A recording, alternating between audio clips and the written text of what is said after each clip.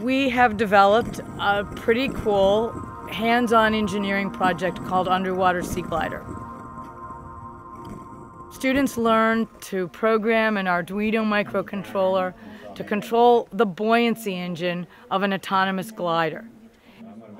I based it off of an airplane, and it works pretty well. I haven't had too many malfunctions with it. Yesterday I had a little bit of a problem trying to get the circuit board to work, but we fixed that, and so everything's working really good.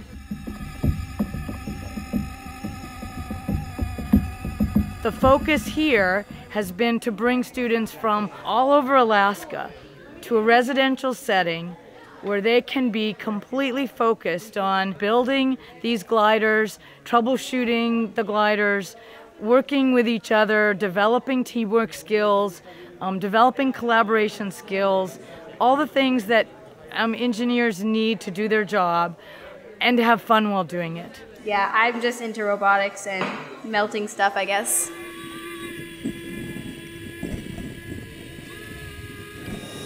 So that's the servo spinning the screw that's moving it up.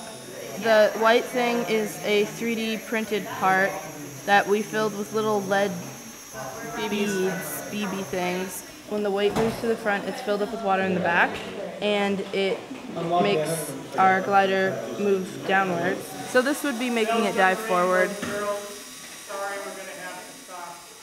It's 9:15, I think, p.m. And we're in the lab because kids want us to be in the lab.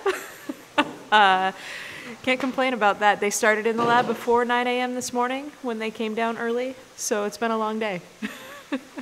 I had to get this finished, and I didn't really want to go up to dinner at all because I knew I had to get this done.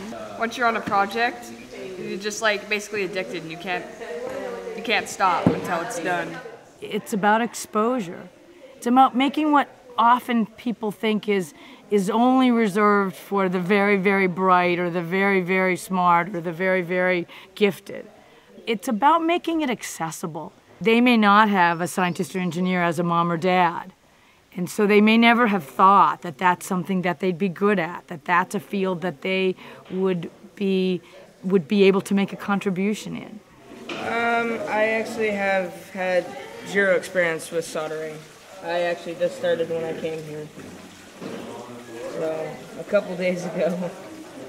This project is funded by the National Defense Education Program.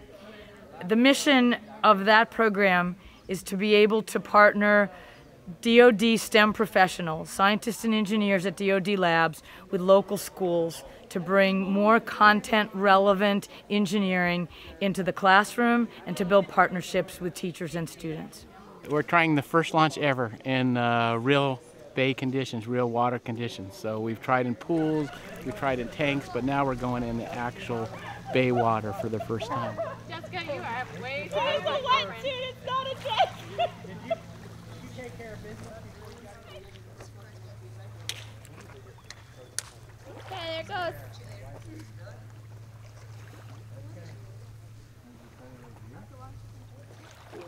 Yeah, I'm really impressed with what we've done. I did not think it would come out the way it did, but then again, you can't really go with your original idea and stick with it. You've got to make changes with it as you go, and I think that's really an important thing to understand when you're engineering, is you always have to, you know, test, experiment, then fix something, test, experiment, fix another thing, until you finally get what you want out of whatever you're trying to invent. We had many parts that failed the first time and we had to replace, take apart, rewire. Oh, come on, why now? Oh, there we go. One of the great things to see is that each kid has had something not work over the course of the week, and they don't run to the teacher to ask them how to fix it. They'll go back on their own 5 to 10 times to figure out how to solve their own problems. I brought 2 girls with me who tend to, one of them, be really, really shy, but she created this beautiful glider. It was working, it was going great, she tested it, and then we went out yesterday when everybody went outside to test, and hers seized up. It stopped working because I think she got, when we started using the saltwater tank, she had enough of a leak that it caused her circuit board to completely corrode.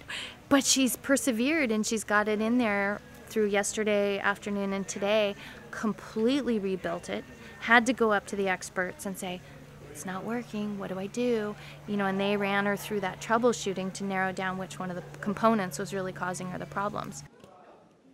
We're looking to reach students at a young age and allow them hands-on experiences with science, technology, engineering, and mathematics.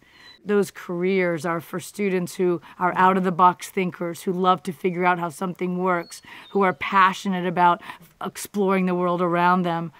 That's who we're looking for. And sometimes students don't know that that's an option for them.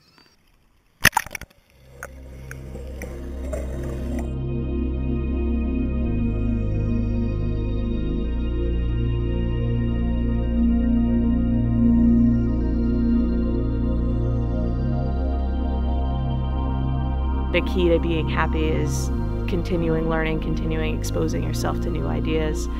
And we're getting kids set up to do that on their own for the rest of their lives. We're setting them up to be happy.